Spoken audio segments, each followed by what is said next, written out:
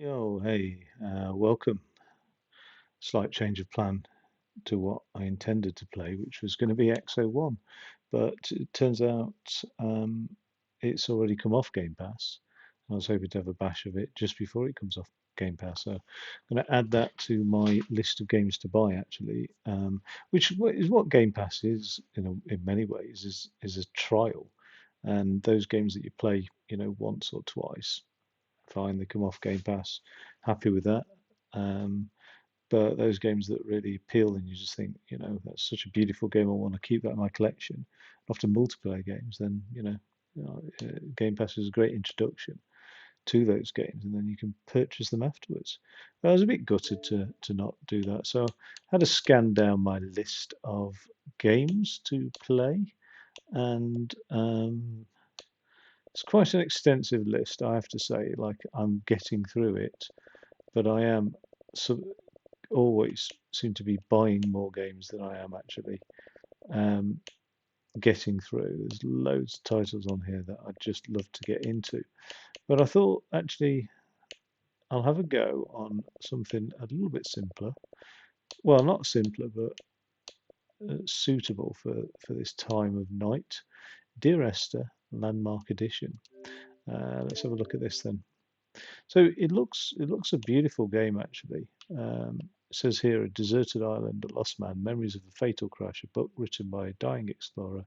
The critically acclaimed Dear Esther is finally available for Xbox One, and there's some decent graphics in there. It's actually quite a good rating it's got as well. Like I always say, a 3 on the Xbox Store is a good rating. So to be getting a 4 stars, yeah, it's doing something right for sure.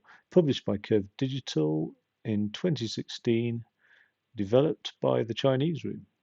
And yeah, I mean, we'll just jump into it and have a go.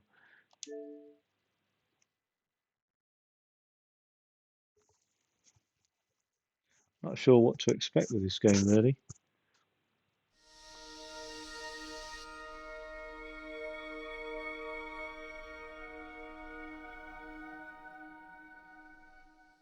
Anticipate this will be a full playthrough in a single sitting, though. That's as much as I know to expect. We'll see. I do tend to dilly dally, I admit that.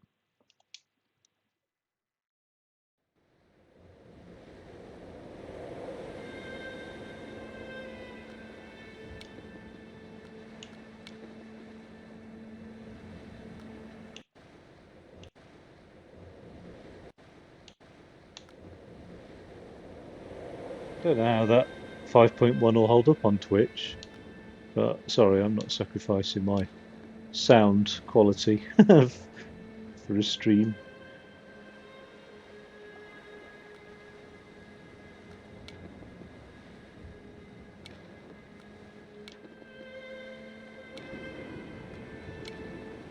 They all meet the requirements.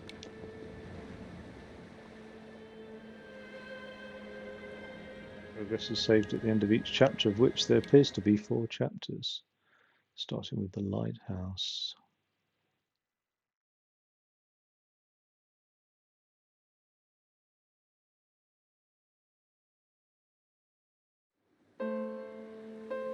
Dear Esther, the gulls do not land here anymore.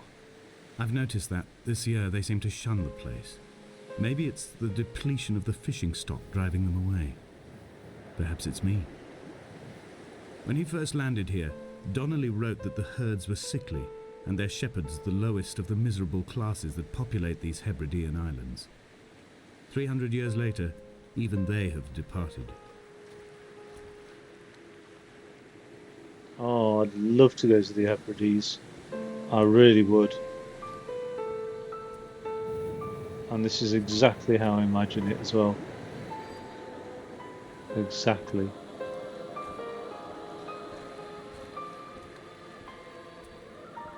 There's something about decadence or decay that sort of just reminds you of the impermanence of man-made structures and buildings and how nature will always conquer all. and that really we're at the whim of nature. Take a look in here first.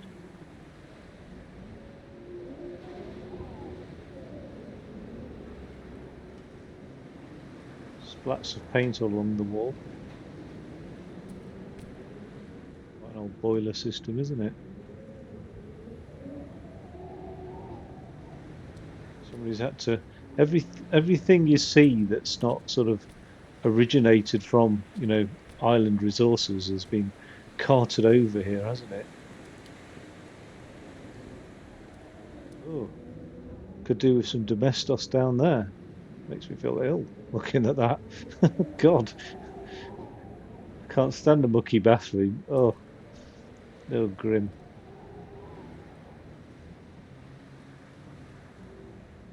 Oh, even equally more grim. But if somebody was to say, look, free of charge, come and live over here, we need an occupant on the island, which many islands do that. Some in the Pacific have done that. Just come over here, free of charge, buy the house for £1.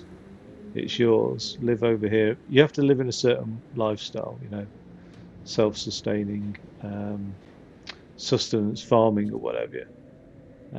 Many of the traditional sort of sustenance farming cottages, I can't remember what they're called in Scotland, allow people to do that as long as they live in that lifestyle. I'd be happy to do that. I really would. If the elements take me, then that's my time. But I would be happy to do that. Looks like a chemical formula there. What's that? C2. 1, 2, 3, 4, 5 hydrogens. What is that? Formula 4. It's not methane, that's CH4, isn't it?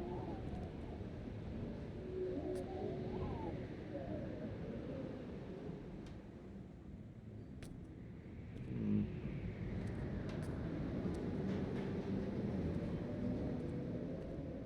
Been a while since I've needed chemistry. Oh, that sent a shiver down my spine. Well, first sighting of a gull. I'm not sure how you get to the lighthouse. Well, that's a zoom button, not a jump button. That's a zoom button. That's a zoom button. All these buttons just zoom.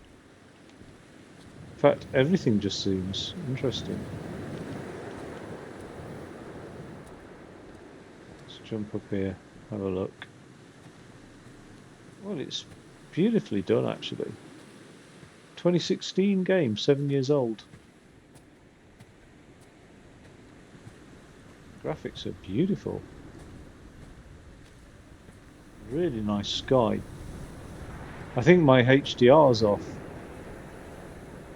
because of like the way I stream. But I can at least imagine that it would look nice with HDR on.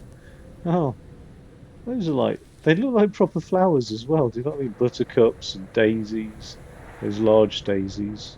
Donnelly reported the legend of the hermit, a holy man who sought solitude in its most pure form. Allegedly, he rode here from the mainland in a boat without a bottom, so all the creatures of the sea could rise at night to converse with him. How disappointed he must have been with their chatter. Perhaps now, when all that haunts the ocean is the rubbish dumped from the tankers, he'd find more peace. They say he threw his arms wide in a valley on the south side, and the cliff opened up to provide him shelter. They say he died of fever 116 years later. The shepherds left gifts for him at the mouth of the cave, but Donnelly records they never claimed to have seen him. I have visited the cave and I have left my gifts, but like them, I appear to be an unworthy subject of his solitude. Looks like somebody was flashing a light down there. Now I do have a torch on me because I used it in that building. I'm not sure I'm not getting it out now, but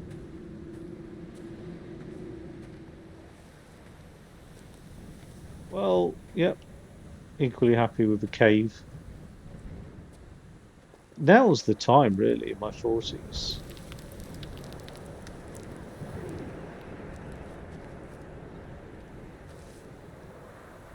I think, is the traditional time to start thinking about becoming a hermit.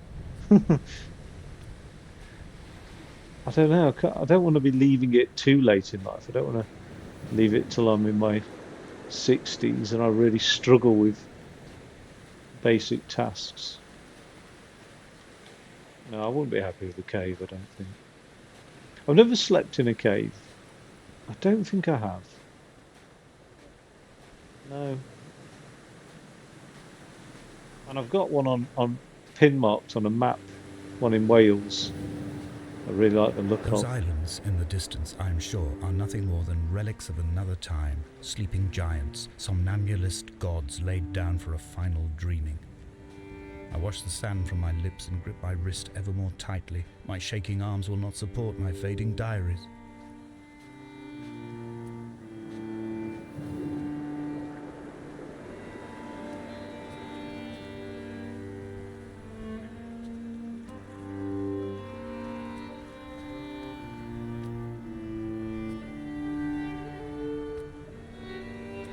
A medieval melancholy to that music, isn't there?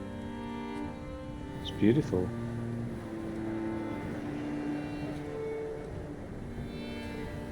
Just need to break out the drone of a hurdy-gurdy.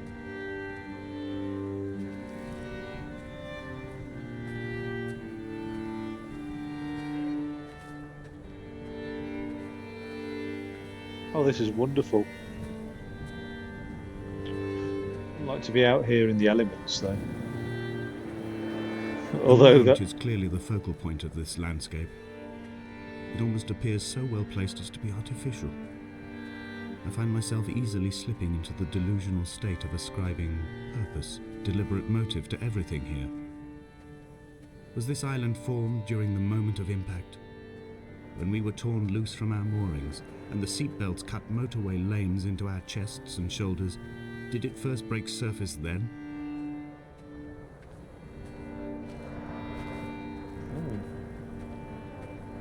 I like that use of language. Seatbelts cut motorway lanes into our chests and shoulders. When someone had died or was dying, or was so ill they gave up what little hope they could sacrifice, they cut parallel lines into the cliff, exposing the white chalk beneath. You could see them from the mainland or the fishing boats, and know to send aid or impose a cordon of protection, and wait a generation until whatever pestilence stalked the cliff paths died along with its hosts. My lines are just for this, to keep any would-be rescuers at bay. The infection is not simply of the flesh.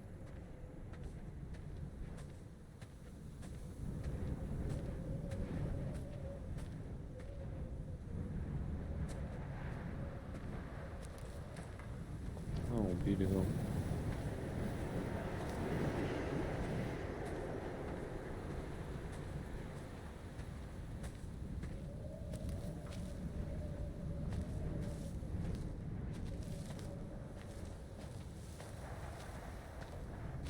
I quote directly, a motley lot with little to recommend them. I have now spent 3 days in their company. That is, I fear, enough for any man not born amongst them. Despite their tedious inclination to quote scripture, they seem to me the most God-forsaken of all the inhabitants of the Outer Isles. Indeed, in this case, the very gravity of that term, forsaken by God, seems to find its very apex. It appears to me that Donnelly, too, found those who wander this shoreline to be adrift from any chance of redemption. Did he include himself in that, I wonder?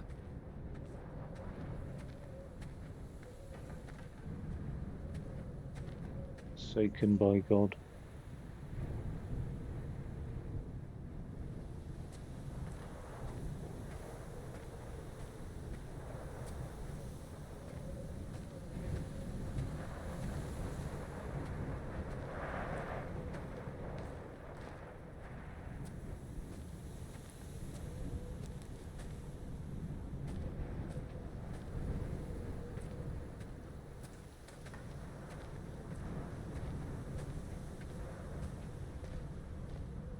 Dear Esther, I met Paul. I made my own little pilgrimage. My Damascus, a small semi-detached on the outskirts of Wolverhampton. We drank coffee in his kitchen and tried to connect to one another. Although he knew I hadn't come in search of an apology, reason or retribution, he still spiraled in panic, thrown high and lucid by his own dented bonnet. Responsibility had made him old. Like us, he'd already passed beyond any conceivable boundary of life.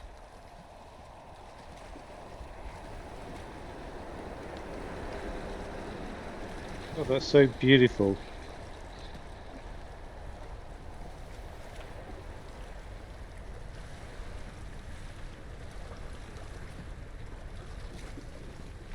I threw my arms wide and the cliff opened out before me, making this rough home.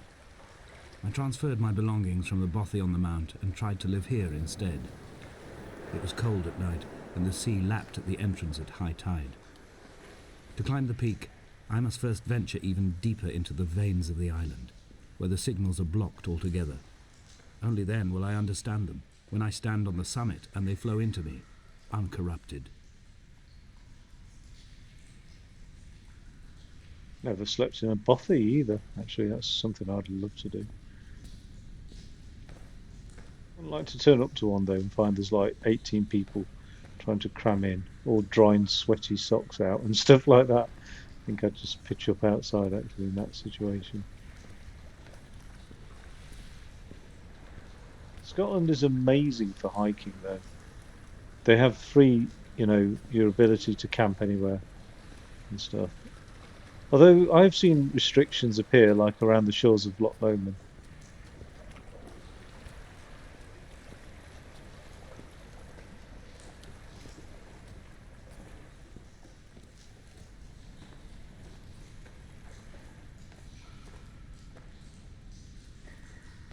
Wait, have I just gone in a big circle? I think I did.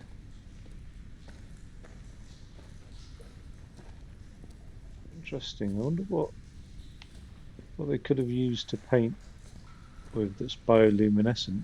Unless that's those tins of paint.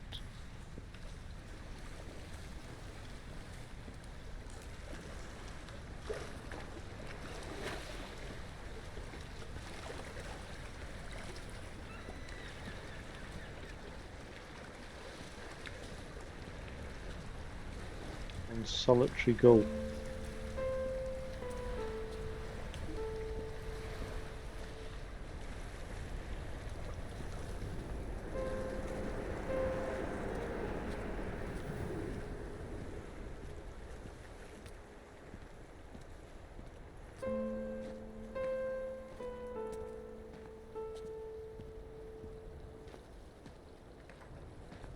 Ah, a spring on the island.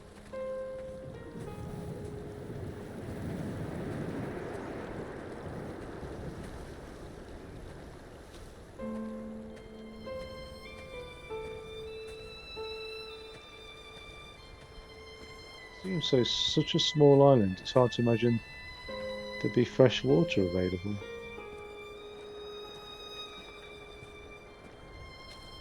I suppose The that makes vegetation here has fossilized from the roots up. To think they once grazed animals here, the remnants of occupation being evidence to that. It is all sick to death. The water is too polluted for the fish, the sky is too thin for the birds, and the soil is cut with the bones of hermits and shepherds. I've heard it said that human ashes make great fertilizer, that we could sow a forest from all that is left of your hips and ribcage, with enough left over to thicken the air and repopulate the bay.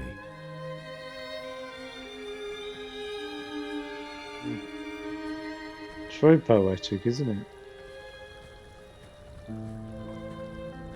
Yeah, fresh water must make all the difference in being able to live on an island.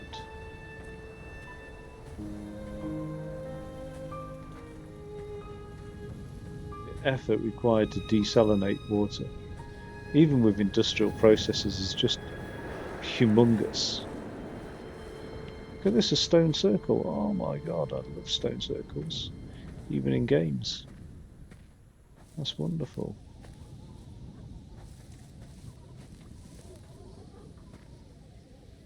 3. I'm so lucky. 3 stone circles near me. Two of which are very, like, very old and, like, there's not many stones standing, but one is absolutely superb.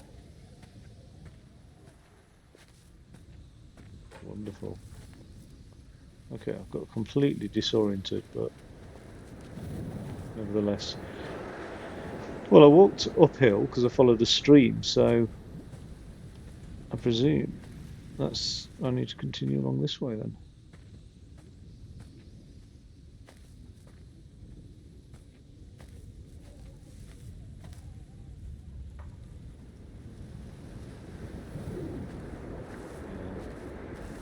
Fantastic. It was so immersive, actually, I have to say. This would be superb in VR.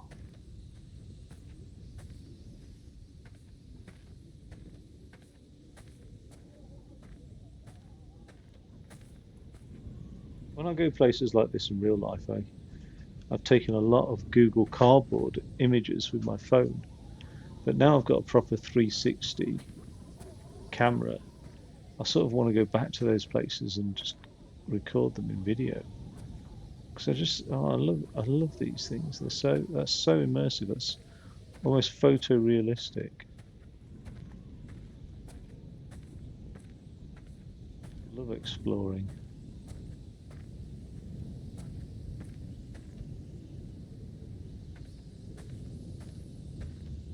Wow, is this just erosion from a river?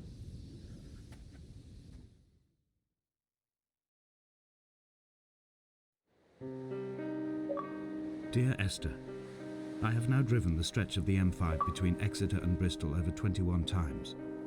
But although I have all the reports and all the witnesses and have cross-referenced them within a millimetre using my Ordnance Survey maps, I simply cannot find the location.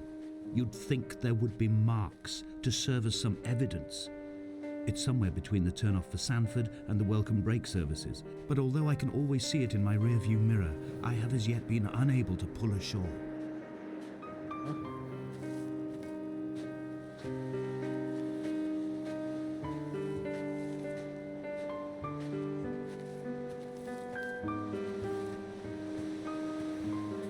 I didn't think the Hebrides was covered by the Ordnance Survey. I mean, it must be, but I've never seen an OS map with the Hebrides.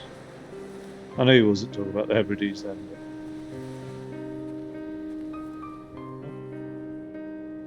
but look at that. Beached.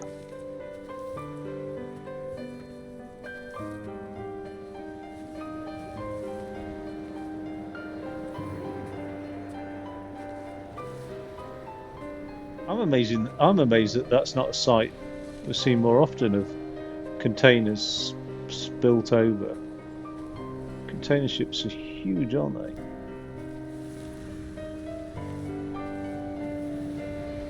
I take a trek down there.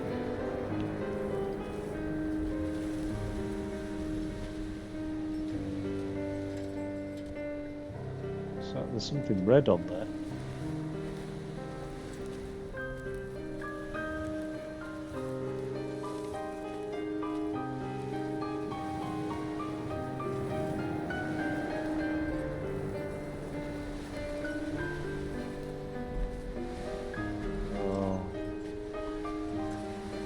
Somebody needs to come and get this cleaned up.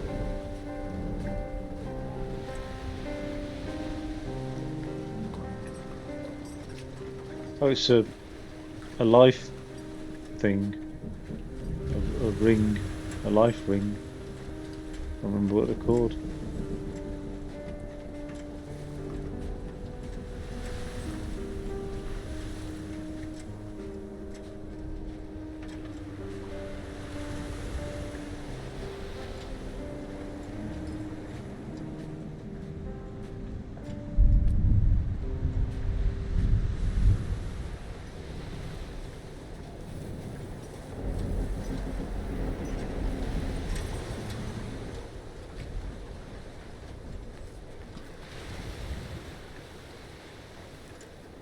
There's a buoy out there. Or a buoy. boy, Billy boy. Never heard anybody else say the name out loud, so I've never quite known how it's pronounced, to be fair. There Oh, must be a hole in the bottom of the boat. How else could new hermits have arrived?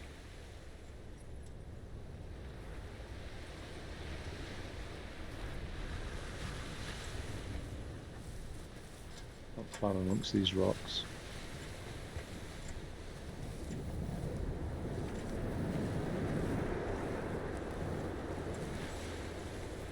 Let's get up to that lighthouse, to be fair.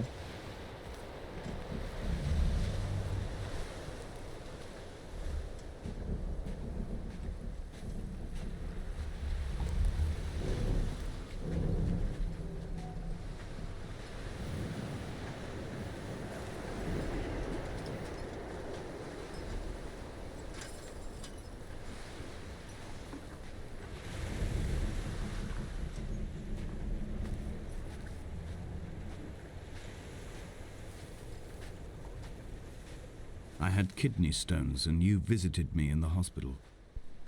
After the operation, when I was still half submerged in anesthetic, your outline and your speech both blurred. Now my stones have grown into an island and made their escape, and you have been rendered opaque by the car of a drunk. Oh, God.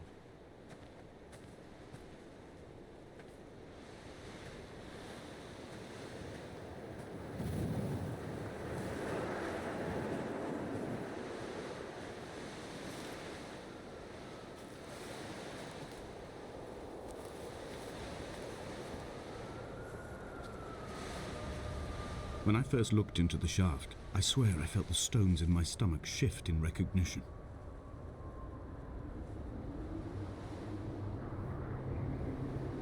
Where does that go?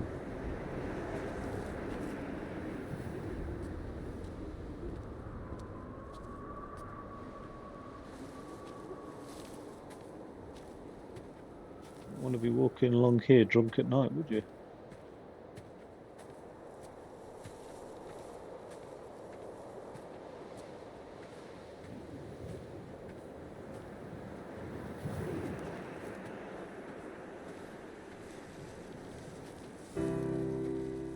I've begun my ascent on the green slope of the western side. I've looked deep into the mountain from the shaft and understood that I must go up and then find the way under. I will stash the last vestiges of my civilization in the stone walls and work deeper from there. I'm drawn by the aerial and the cliff edge. There is some form of rebirth waiting for me there.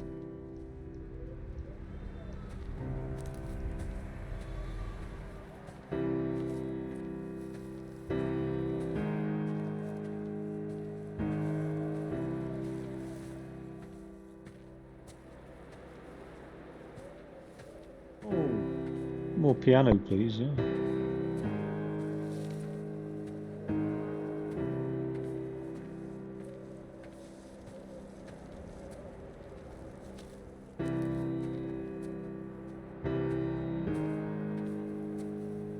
The bothy was constructed originally in the early 1700s. By then, shepherding had formalized into a career. The first habitual shepherd was a man called Jakobsen, from a lineage of migratory Scandinavians. He was not considered a man of breeding by the mainlanders. He came here every summer whilst building the bothy, hoping eventually that becoming a man of property would secure him a wife and a lineage. Donnelly records that it did not work. He caught some disease from his malcontented goats and died 2 years after completing it. There was no one to carve white lines into the cliff for him either. First habitual shepherd.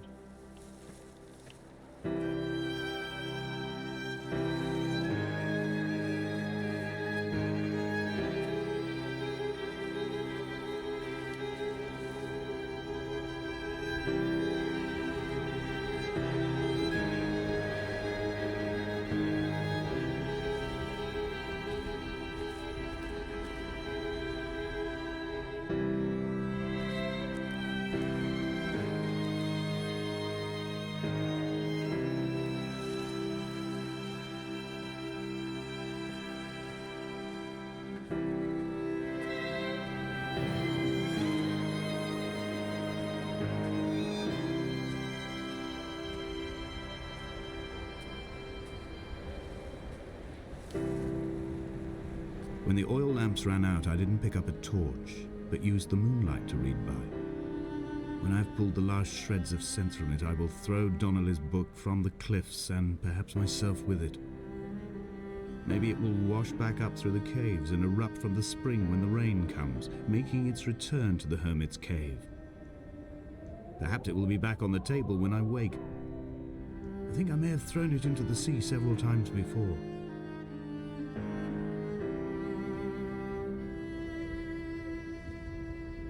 Beautiful stove. Let that clean up nicely. I read by moonlight when I was a child, but maybe once or twice. I remember opening up my curtains and reading a book by moonlight. I think I'd struggle to do that now, actually.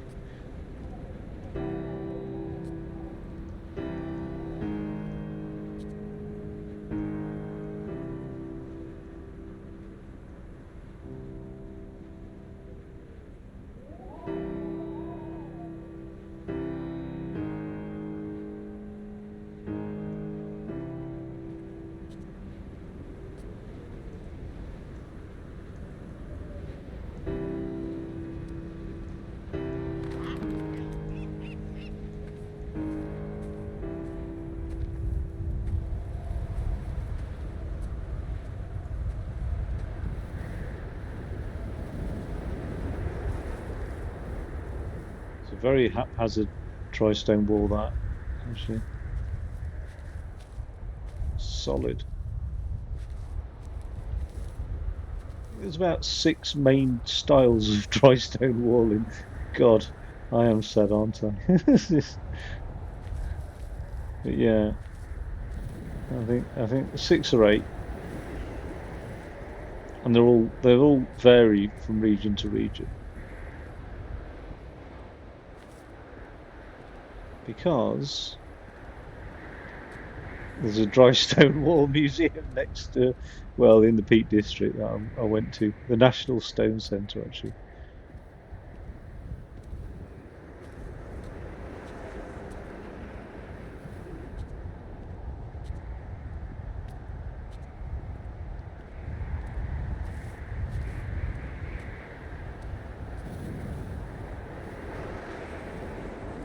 I'm going to work my way down to the beach.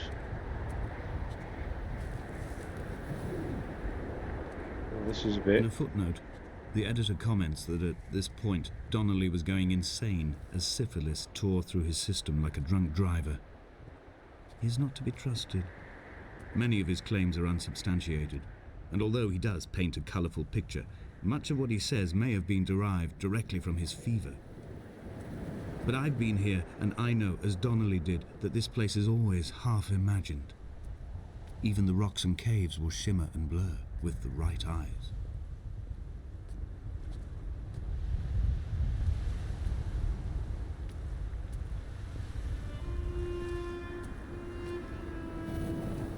They found Jakobsen in early spring. The thaw had only just come. Even though he'd been dead nearly 7 months, his body had been frozen right down to the nerves and had not even begun to decompose. He'd struggled halfway down the cliff path, perhaps looking for some lost goat, or perhaps in a delirium, and expired, curled into a claw right under the winter moon. Even the animals shunned his corpse. The mainlanders thought to bring it home unlucky. Donnelly claims they dragged it to the caves to thaw out and rot, but he is proving an unreliable witness.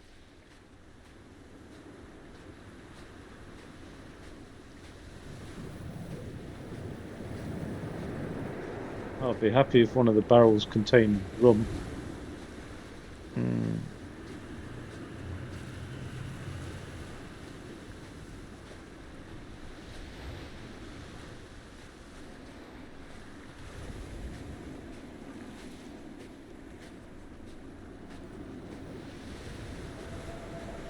Climbing down to the caves, I slipped and fell and have injured my leg. I think the femur is broken. It is clearly infected. Oh, The skin has turned a bright, tight pink, and the pain is crashing in on waves, winter tides against my shoreline, drowning out the ache of my stones. I struggled back to the bothy to rest, but it has become clear that there is only one way this is likely to end. The medical supplies I looted from the trawler have suddenly found their purpose. They will keep me lucid for my final ascent.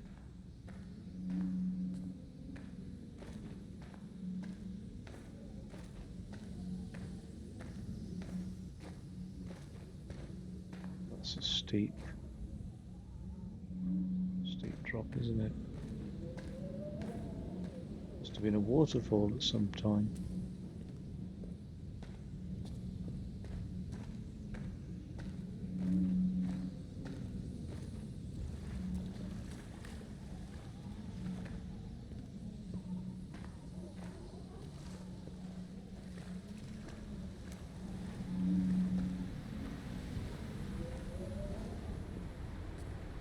Oh, I've broken my femur in the past. It's not a nice bone to break.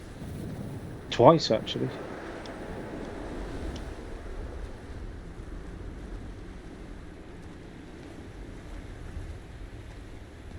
And now, 20 years later, I do limp a bit if I'm tired.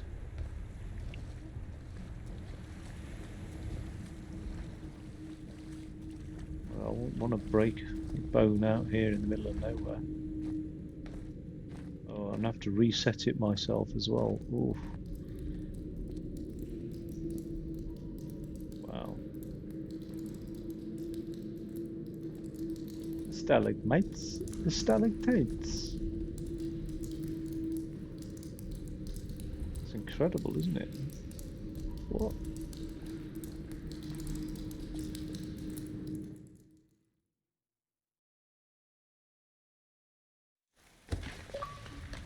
You don't want to go below sea level, would you?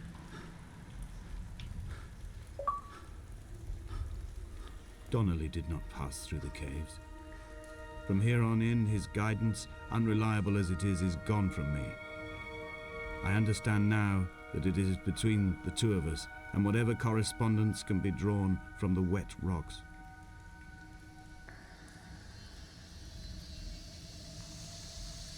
Oh, wow. Wow.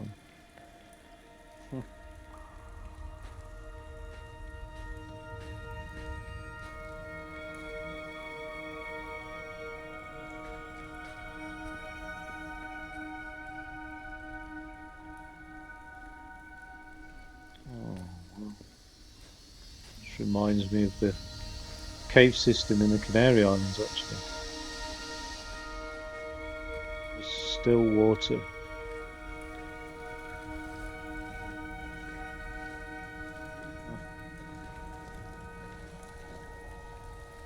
Oh, I'd love to just... Oh, look at the reflections on the cave surface as well.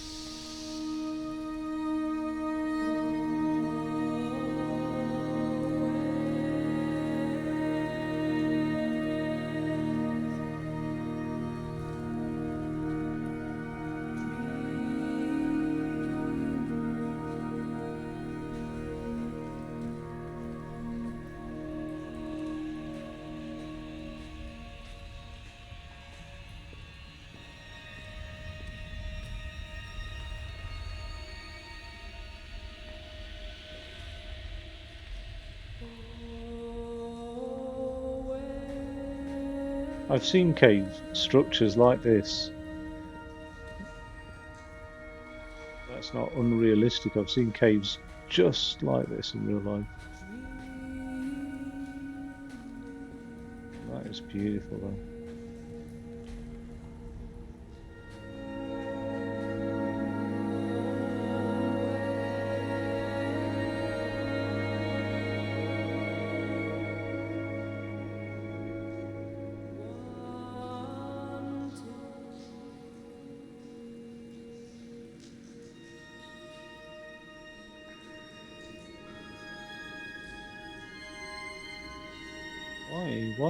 Why do the fungus have bioluminescence?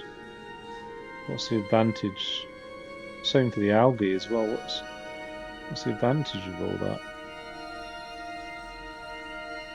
Can't see I've ever seen that down a cave though before. It's wonderful. So beautiful, this game.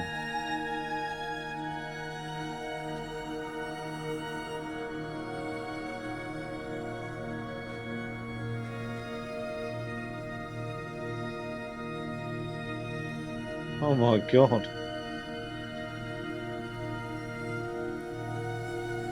Oh my God.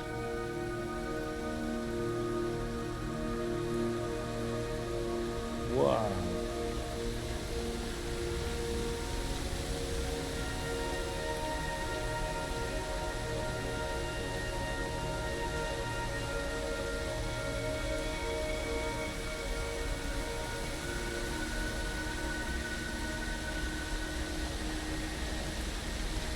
Wow, that is beautiful. You can almost touch the rocks and that moisture, but it's really salty.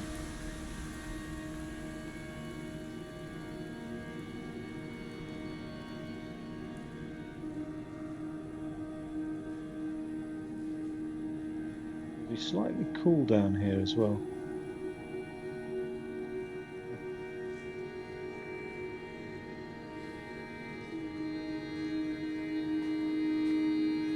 Just a little bit colder than comfort type thing. They'd stop the traffic back as far as the Sandford Junction and come up the hard shoulder like radio signals from another star. It took 21 minutes for them to arrive. I watched Paul time it to the second on his watch.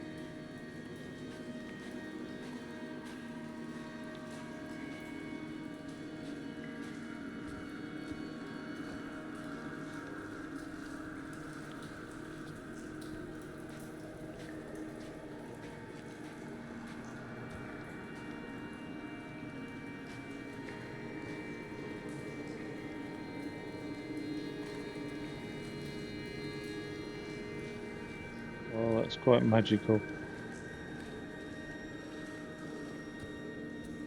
wonder who did all these paintings.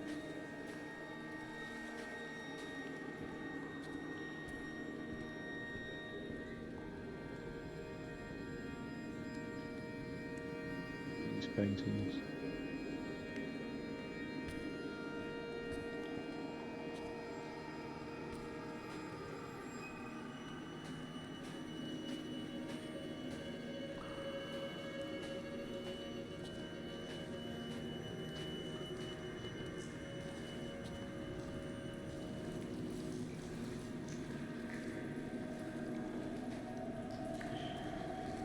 Right. Wow.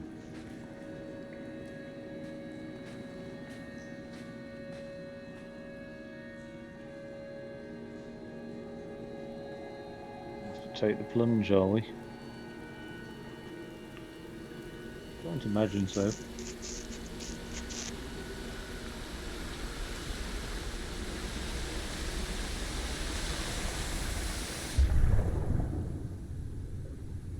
We've done it.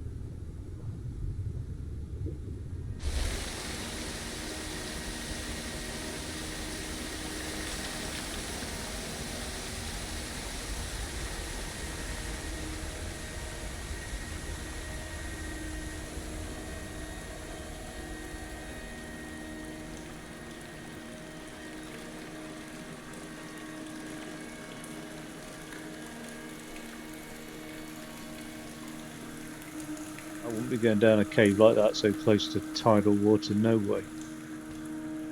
Especially after those boys got stuck down that cave. Just a reminder of the dangers of it. And they were with an expert caver as well, weren't they?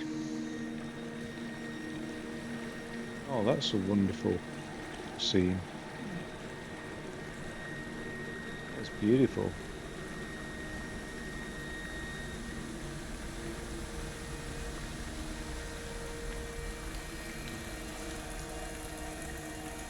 It's a thin shaft of light.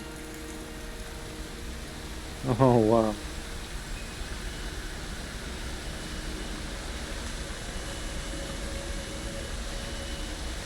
Look at all the reflections of the water on the ceiling as well.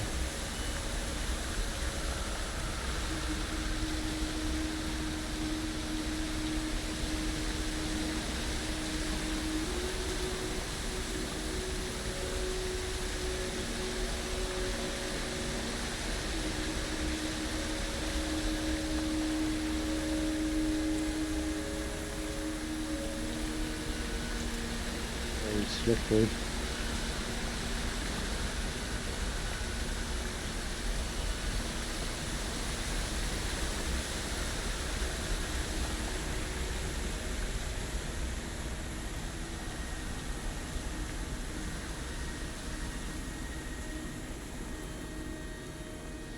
Wonder who's left those candles around. Must have been placed there within the last 3 days. Assuming they've got 120 hours of burn time, didn't they? Right. I always wonder that in games. Who's the person who's left the burnt torches around the temple? Do you know what I mean?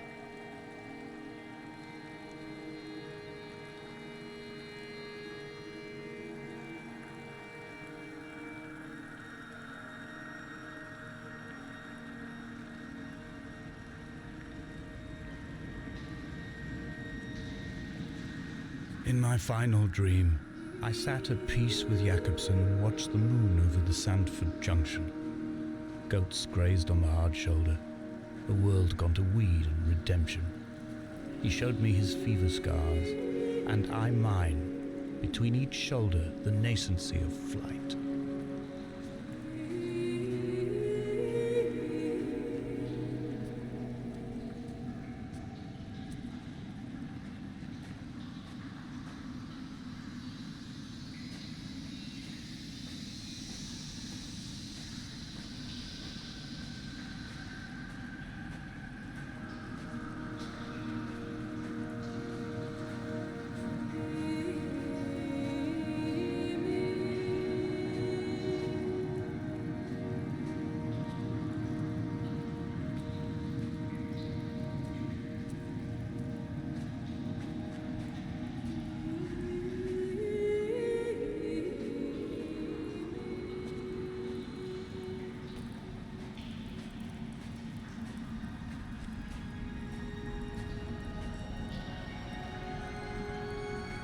Expect this to be the breeding ground of the water kelpie or something, do you know what I mean? AKA Nessie. What's all this here? Salt crystals? Wow.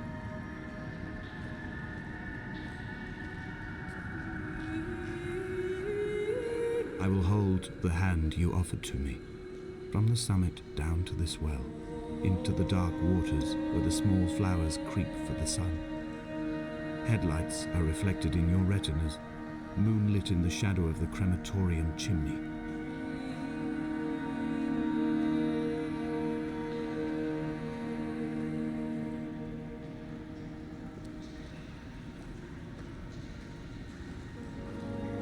If this is a game about grief.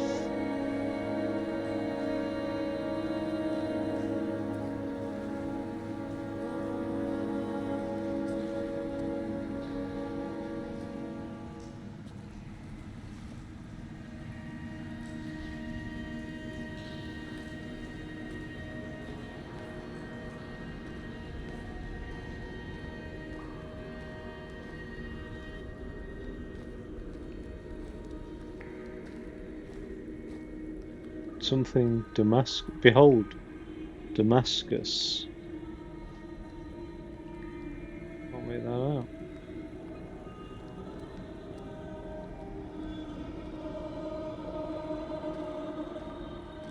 Whoa.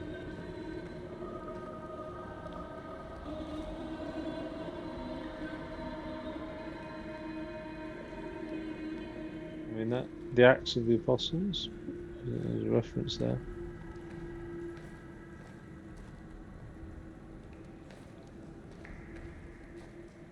Wow.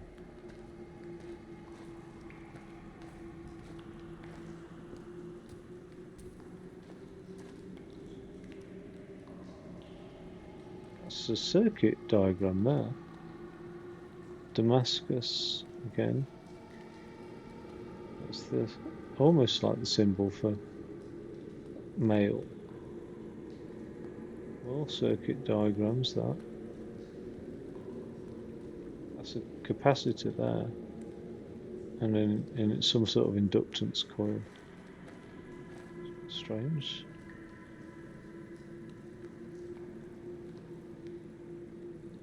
That looks like it's Damascus spelt backwards. Or the mirror of the word.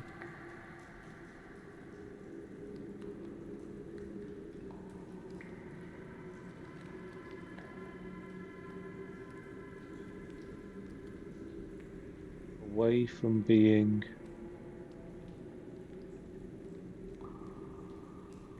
I can't make that out. Away from being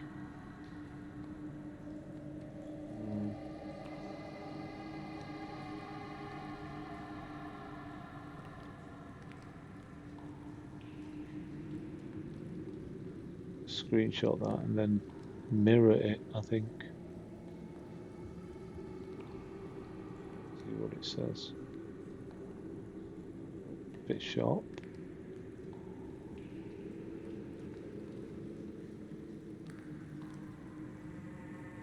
Sounds wonderful with the headphones as well.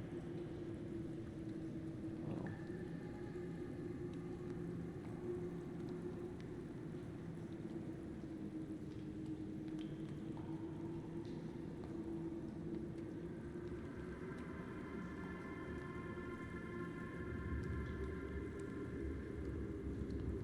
This bit reminds me of a cave system in Malta, actually. I seem to have gone to a lot of cave systems on my travels. I don't know. I suppose it's the thing you do, isn't it?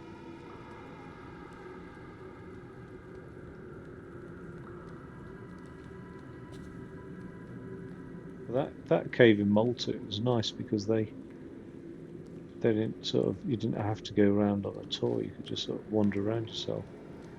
Wonderful. If there was going to be an eternal spring, this is it.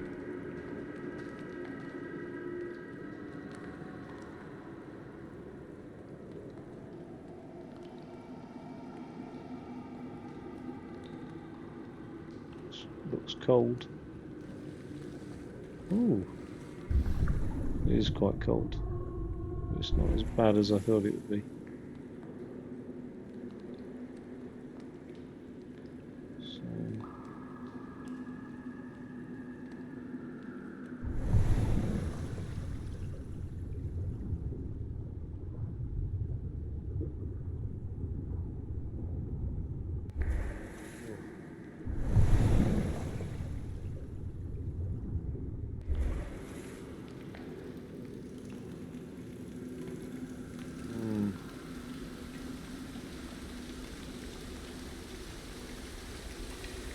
This whole route has been carved out by water.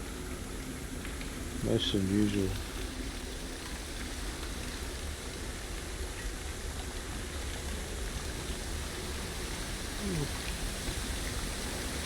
Ooh. Acts 22.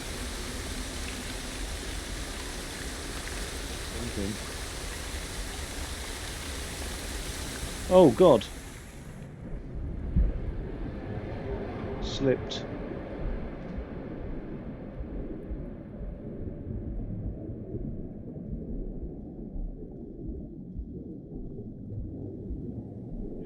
grief, isn't it? Here's the wreckage.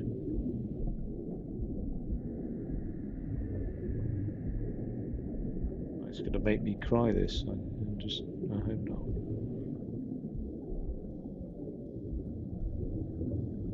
There's only 2 computer games that have ever done that to me, and it's mean.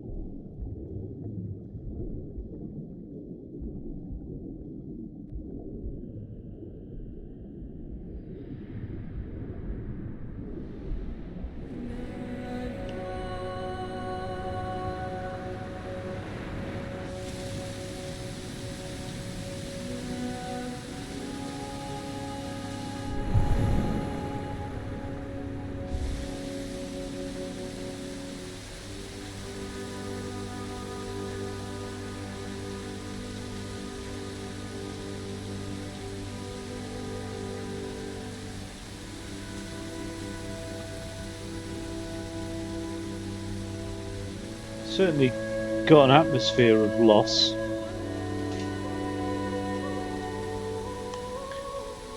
There's an emptiness, barrenness about this place.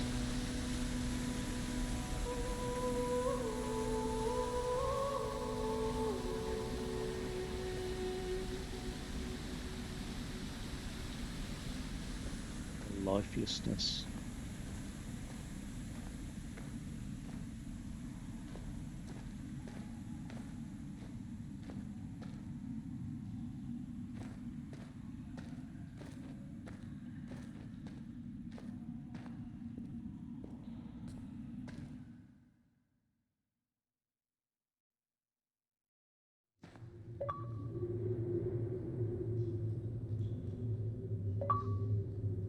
I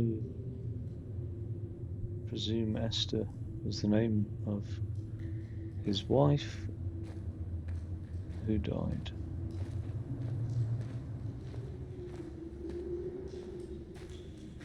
Guessing. It's a big moon, that.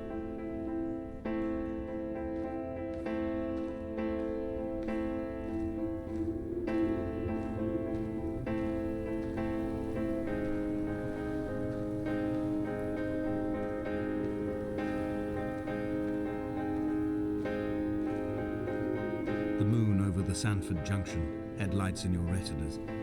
Donnelly drove a grey hatchback without a bottom. All the creatures of the tarmac rose to sing to him. All manner of symbols crudely scrawled across the cliff face of my unrest. My life reduced to an electrical diagram. All my gulls have taken flight. They will no longer roost on these outcrops. The lure of the moon over the Sanford Junction is too strong.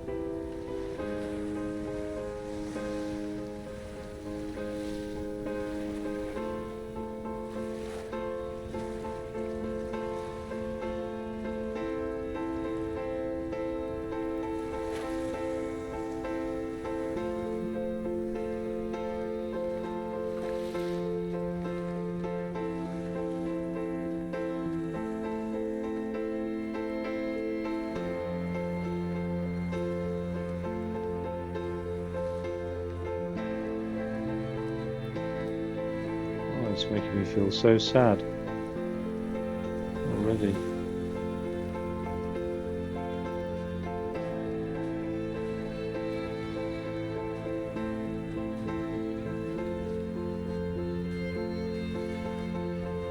We shall begin to assemble our own version of the North Shore. We will scrawl in dead languages and electrical diagrams and hide them away for future theologians to muse and mumble over.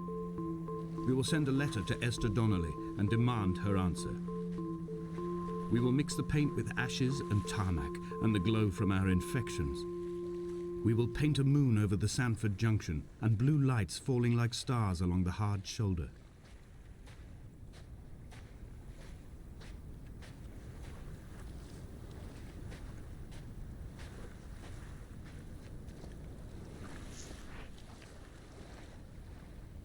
What is this place then? Is it a metaphor?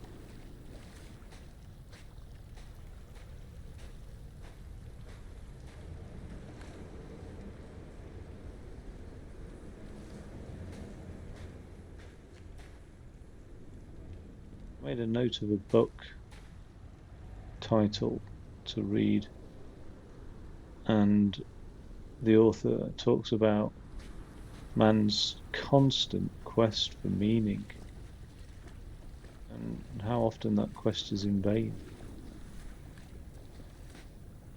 I think often when huge events take place in people's lives, traumatic events such as death and loss,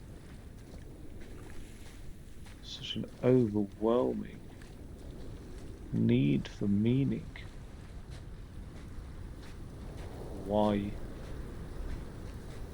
of life.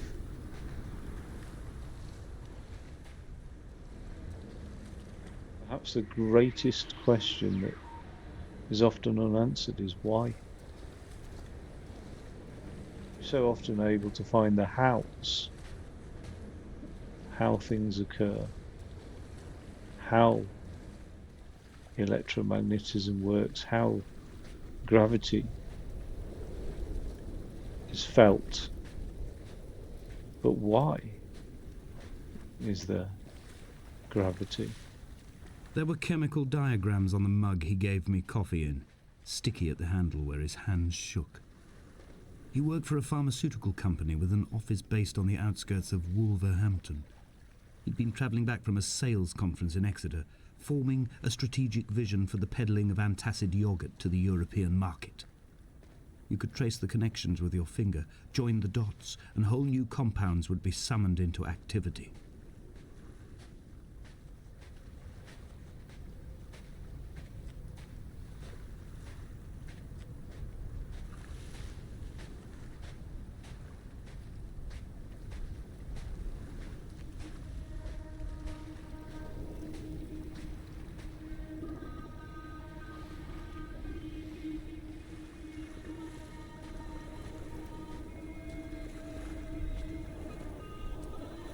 From here, I can see my armada. I collected all the letters I'd ever meant to send to you, if I'd have ever made it to the mainland, but had instead collected at the bottom of my rucksack, and I spread them out along the lost beach.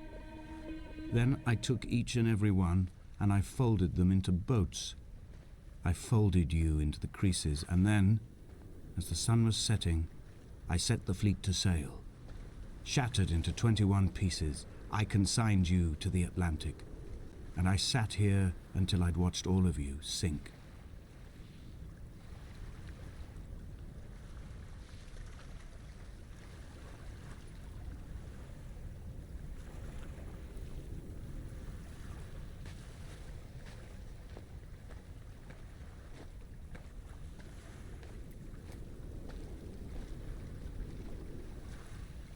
Something cathartic about writing things down and then committing that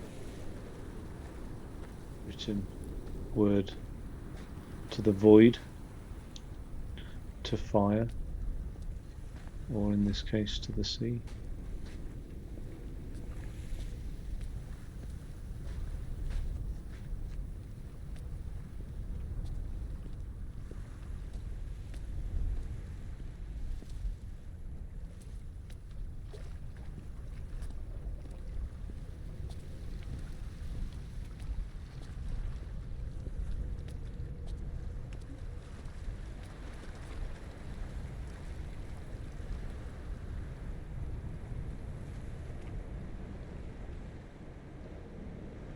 On a sudden, a light from heaven shone around him, and he fell to the ground.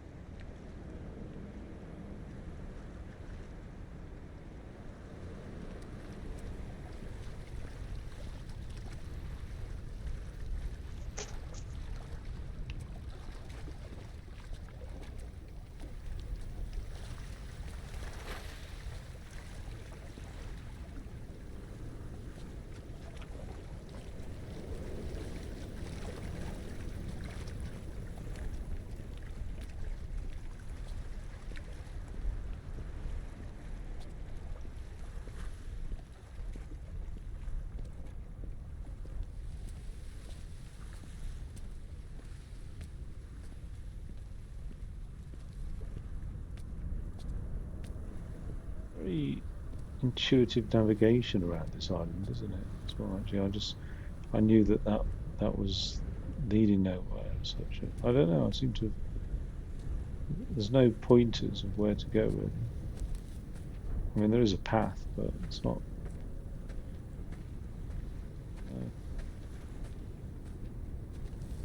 Seem to know where to go. It's the first game that's happened to me. I'm usually wandering around aimlessly. I think I started this saying that's what I'll end up torn doing. metal, teeth running over the edge of the rocks, a moon that casts a signal as I lay pinned beside you, the ticking of the cooling engine, and the calling from a great height, all my mind as a bypass.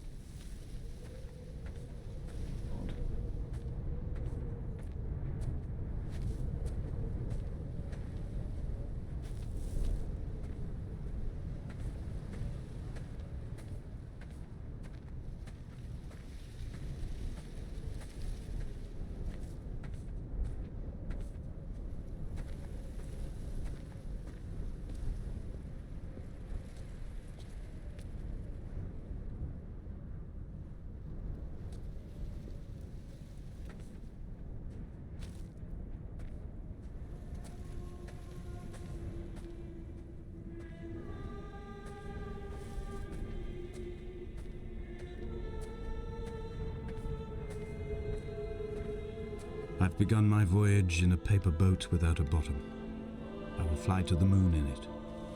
I've been folded along a crease in time, a weakness in the sheet of life. Now you've settled on the opposite side of the paper to me. I can see your traces in the ink that soaks through the fibre, the pulped vegetation. When we become waterlogged and the cage disintegrates, we will intermingle. When this paper aeroplane leaves the cliff edge and carves parallel vapor trails in the dark, we will come together.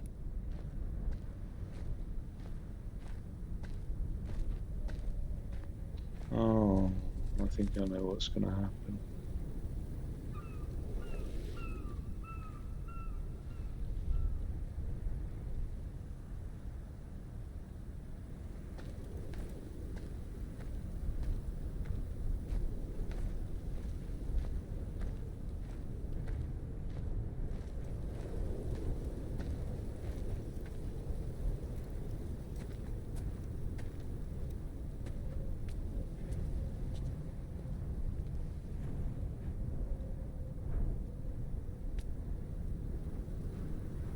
And as he was proceeding on his journey,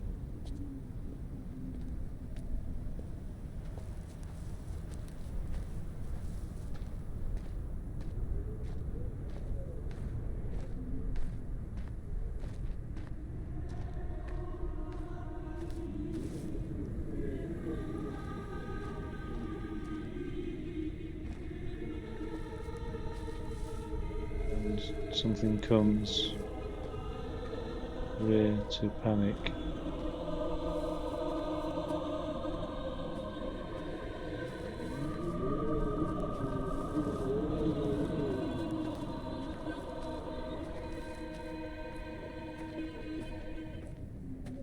If only Donnelly had experienced this, he would have realized he was his own shoreline, as am I.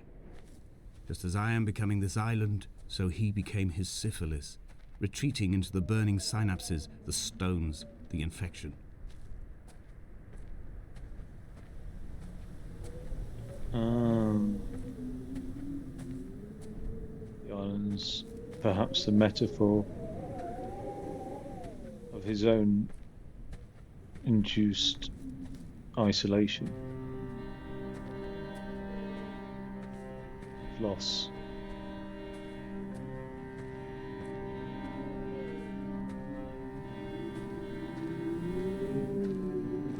Bent back like a nail, like a hangnail, like a drowning man clung onto the wheel, drunk and spiraled, washed onto the lost shore under a moon as fractured as a shattered wing. We cleave, we are flight and suspended, these wretched painkillers, this form inconstant. I will take flight, I will take flight.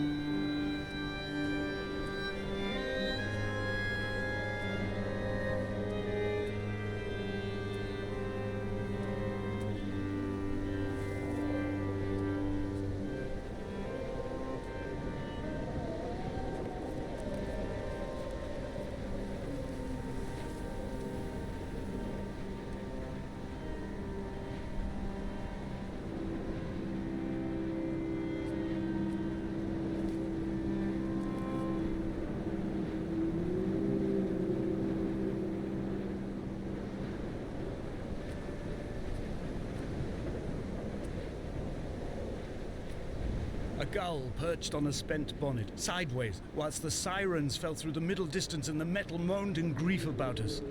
I'm about this night in walking, old bread and gull bones, old Donnelly at the bar gripping his drink, old Esther walking with our children, old Paul as ever, old Paul.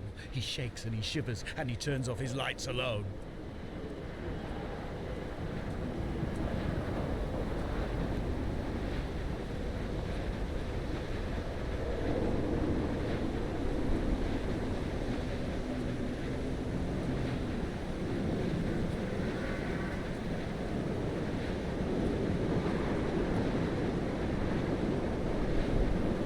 Denial, anger, bargaining, acceptance,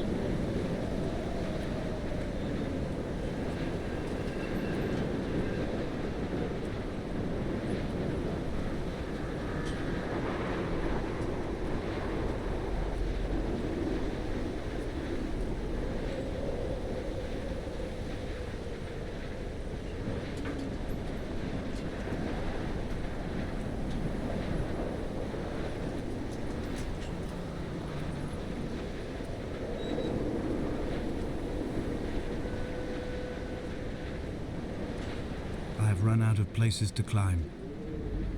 I will abandon this body and take to the air. Oh God.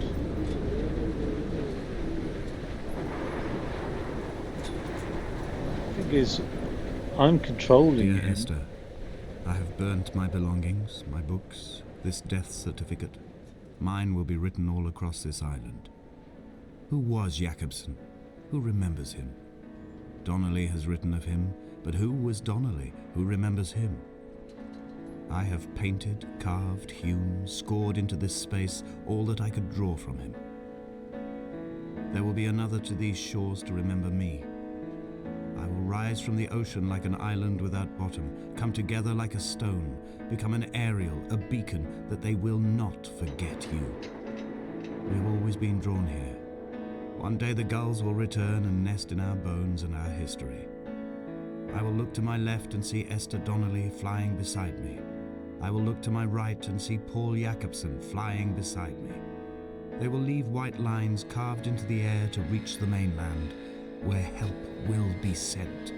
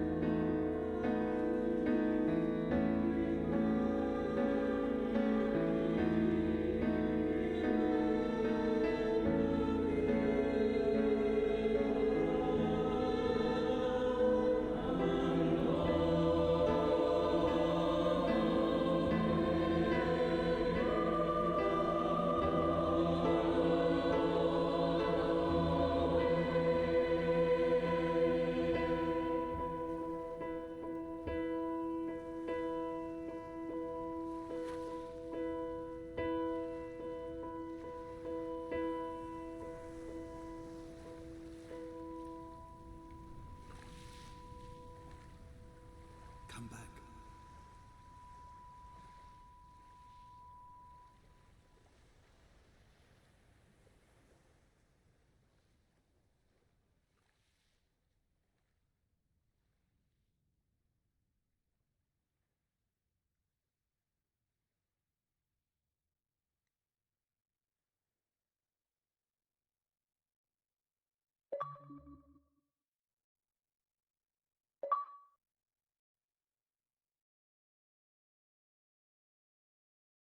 Oh, that's yeah,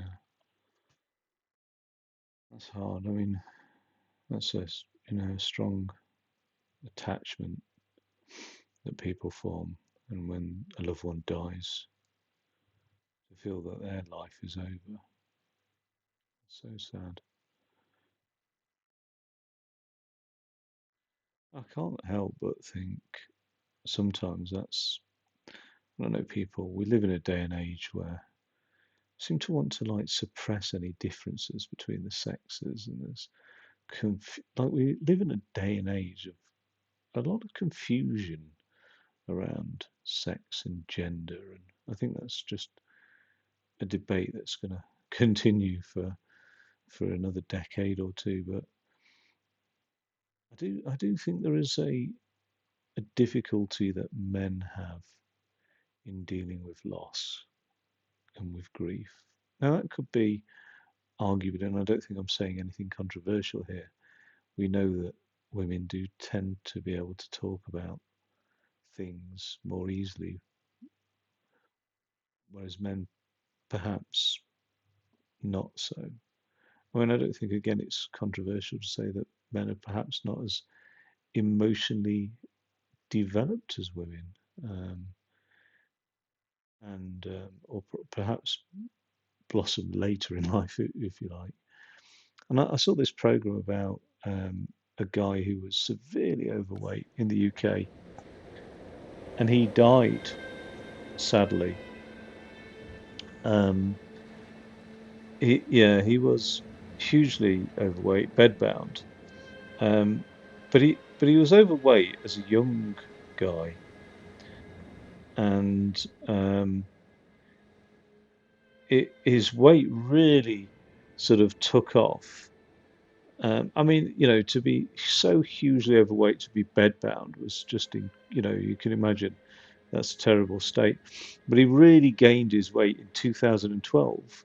I think he died in 2019, maybe. And it was when his mother died, and that's when he just really turned to binge eating food. But I see and hear so many times when guys just do not deal with loss in the same way. And I sometimes wonder if, I know this is a bold claim, but I sometimes wonder if men feel a stronger attachment to their partners. I don't know how to explain it, but a stronger attachment to their mothers than a daughter might feel to her mother or father. And I know that sounds crazy and, and disputable, but I mean it's a provable thing, I suppose. You could do some psychology to ascertain if that is the case. Um, but quite often when I hear of like tragedy in lives, it tends to be men turning to alcohol, turning to drink, self-isolating, dealing with things pathologically, sort of pathological grieving, if you like. And I sometimes wonder if that stems not so much from their lack of an emotional tool set to deal with things, but just from an overwhelming sense of loss derived from an overwhelming attachment.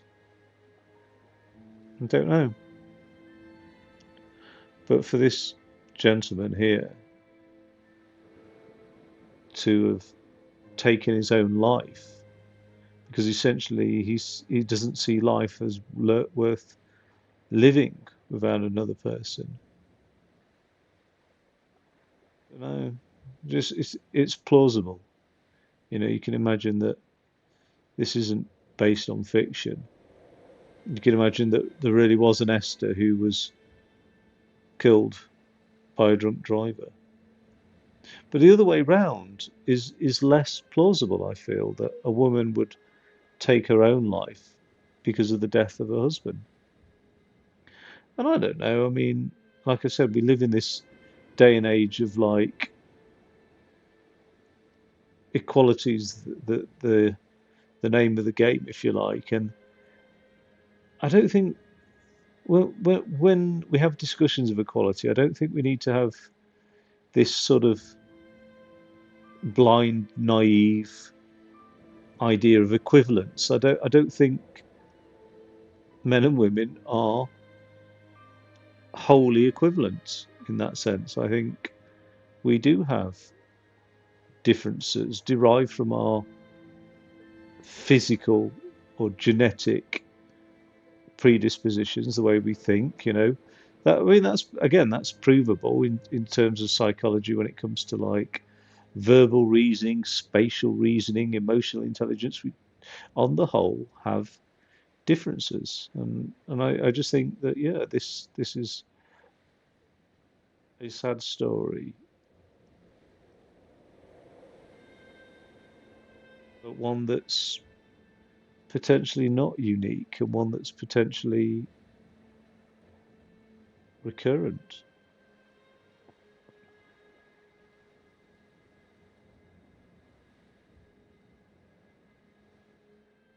Perhaps it is as simple as men don't talk about grief or can't access grief in the same way. Don't know. Surprised this made it as a computer game, to be honest. Surprised it's made its way past the censors. You wouldn't want a spoiler on there. I wouldn't want to have known the outcome before playing. I mean, suddenly I started to realise where it was leading to, but I wouldn't want to have had that spoiler because right when I started playing the game, I just thought, oh, this is going to be a. Well, I had no idea actually that this would eventually turn out to be analogous to grief and loss, and there we have it. So, Dear Esther, Landmark Edition. Made that 3 games that made me cry then. Okay. Well, I'm off and I will catch you again with something hopefully a little bit more light-hearted next time. Take it easy.